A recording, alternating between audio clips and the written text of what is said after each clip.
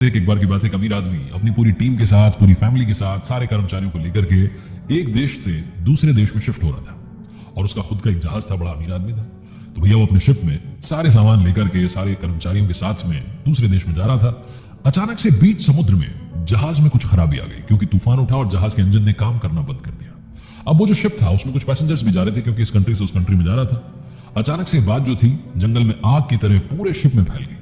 हर passenger को मालूम चल गया कि हमारा शिप जो है अदर झूल में अटक गया है, हमारी जिंदगी खतरे में आ गई है। उसकी टीम में जो अमीर आदमी था, उसकी टीम में कुछ इंजीनियर्स भी थे। अब इंजीनियर्स गए, उन्होंने जाकर के अपना दिमाग लगाया, इंजन पर काम करना शुरू किया, लेकिन इंजन था कि स्टार्ट नहीं हो रहा था। इंजीनियर्स को समझ नहीं आ रहा था कि क्या किया जाए।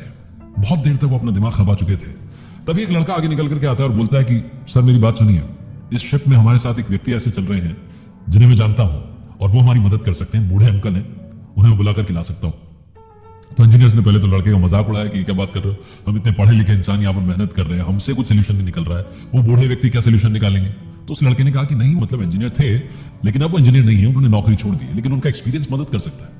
वो गया, जाकर के उन अंकल को बुला करके लाया। अंकल आए, उन्होंने आकर के उस इंजन को देखा, बहुत देर तक देखते रहे। ये सारे इंजीनियर्स जो थे, जो खड़े खड़े देख रहे थे, हंसने लगे, बोले बताओ क्या कर रहे हैं। अचानक से उन अंकल ने बैग में से हथौड़ा निकाला और इंजन के एक पार्ट पर जोर से मार दिया। इंजन स्टार्ट हो गया। सारे इंजीनियर्स का मुंह बंद, सारे के सारे उन अंकल को देख रहे हैं, उस लड़के को देख रहे हैं। शिप तो पहुंच गया दूसरे देश में, सब लोग अपने अपने काम में बिजी हो गए। एक दिन इस अमीर व्यक्ति के पास में एक पत्र आता है, एक लेटर आता है। उसमें लिखा होता है कि मैं वही बूढ़ा व्यक्ति जिसने आपका इंजन स्टार्ट किया था शिप का, आपसे 20,000 रुपए मांगता हूं मेरी फीस। तो ये बंदा उसको रिप्लाई करता है, लेटर भेजता है, उसमें लिखता है कि बूढ़े बाबा किस चीज के 20,000 रुपए, इंजन स्टार्ट करने के, हथौड़ा मारने के 20,000 रुपए।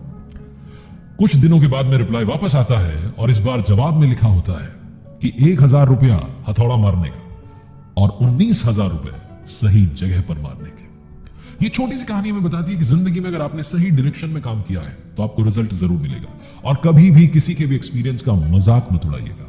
याद रखिए, अगर आप सही दिशा में मेहनत करते हैं तो परिणाम जरूर मिलते हैं। इसीलिए आपसे बोलता हूं, मंजिलें उन्हें मिलती हैं जो जिद पर अड़े होते हैं।